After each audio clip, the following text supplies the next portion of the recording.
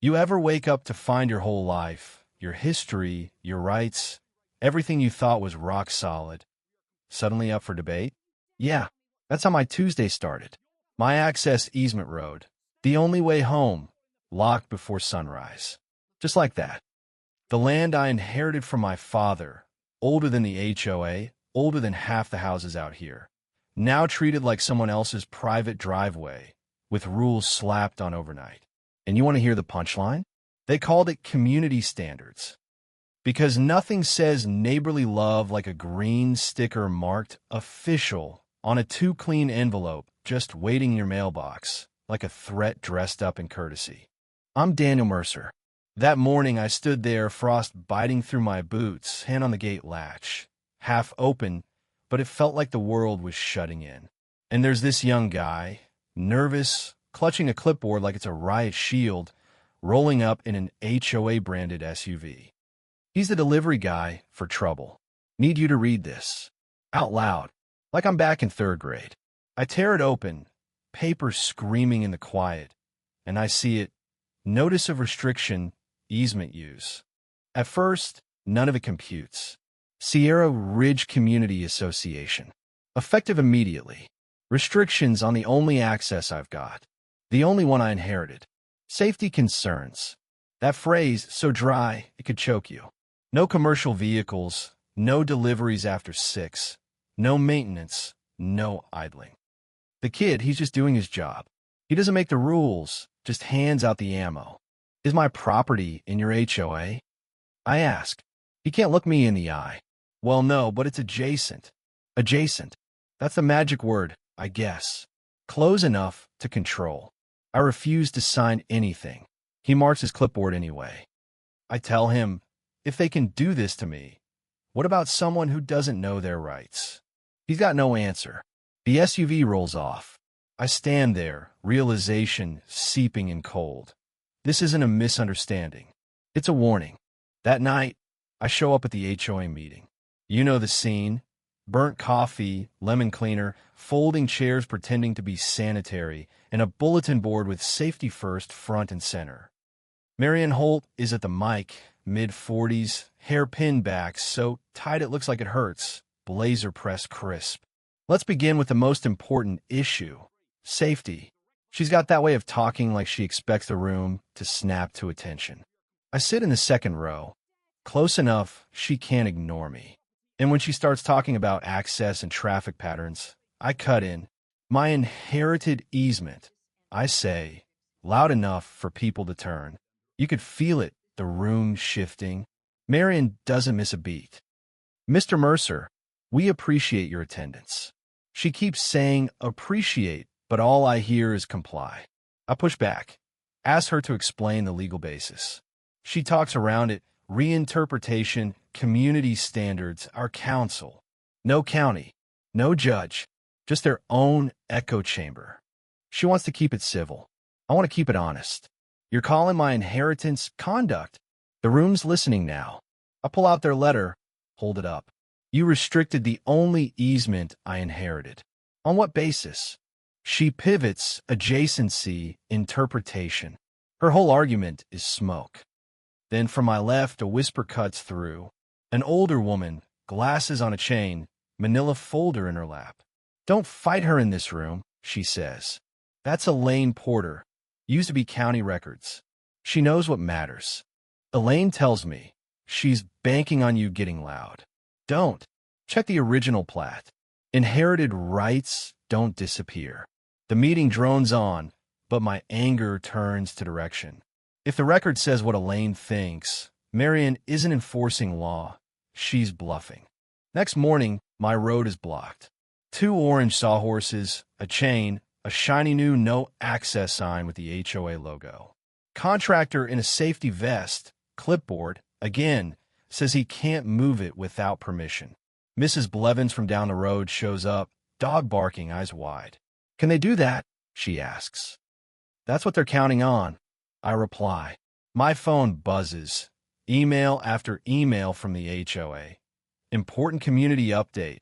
Easement safety review. Notice of temporary enforcement. They're trying to paper over what's plain as dirt. I call my delivery driver, warn him not to come. He whistles. I'm not driving through a barricade. I call my doctor's office, have to reschedule. Life suddenly on hold because someone wanted to make a point. That afternoon, Elaine walks me into the county records office, a place I barely noticed growing up. She knows the way, opens an old file cabinet, pulls a folder marked Mercer. Inside, not glossy memos, real documents. Recorded easement deed. Date, 1998. Decades before Sierra Ridge. And then the golden ticket. Said easement shall run with the land in perpetuity and shall not be limited, restricted, or impaired by subsequent covenants, conditions, or community rules enacted after the date of recording. Elaine highlights it, taps it. That's the sentence she's hoping you never see. Why try anyway? I ask. Because pressure works, Elaine says. People get tired, they adjust, and the HOA calls it compliance. She slides me the number for a hearing. You bring the deed, let the record speak. A few days later, I'm at a diner with Thomas Reed, lawyer. Not flashy, just solid. He reads the deed, eyes sharp. They picked the wrong fight, he says. He coaches me. Don't argue. Don't explain. Just read the clause. Word for word. That's your voice. I am nervous. He says, that's good. You'll read carefully. He's right.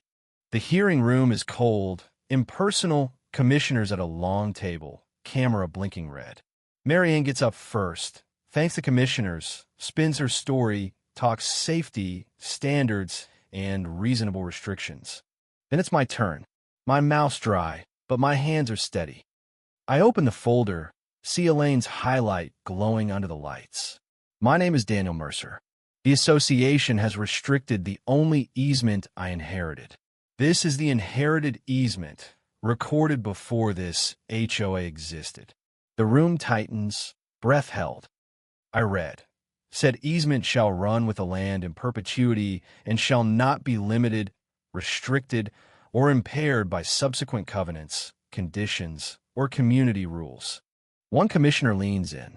Mrs. Holt, do you dispute this language? Marion blusters, talks about beliefs. The chairwoman cuts her off. We are here for what is recorded. For the first time, Marianne looks rattled. The chairwoman says, let the original inherited terms be entered. It isn't dramatic, but it lands like a verdict.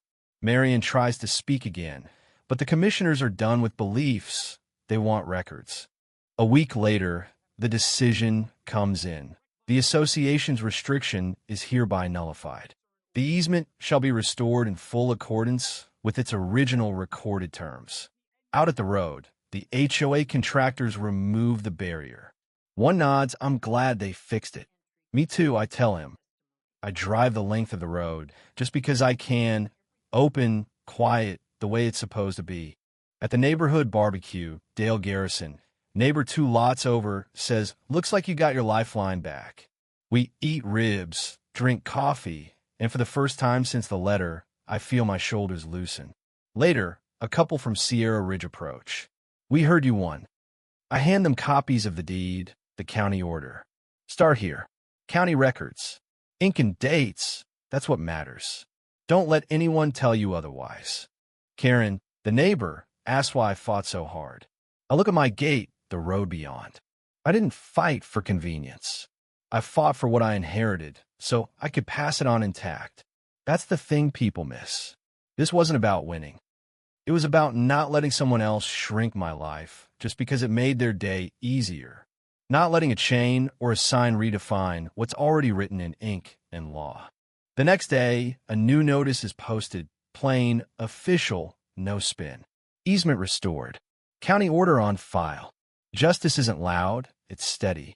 It doesn't always punish, it restores. The law just did what it was always supposed to do, and that's enough. But, it makes you think, how many people out there have let someone else's reinterpretation shrink what they own? How many have been worn down by meetings and memos until they just let go of what was theirs? Where's the line between keeping the peace and giving away your backbone? I don't know. Maybe you've got your own story. Maybe you've stood at your own gate, wondering how much fight you've got left. So tell me, where do you draw the line? What's worth standing up for? Drop your thoughts below.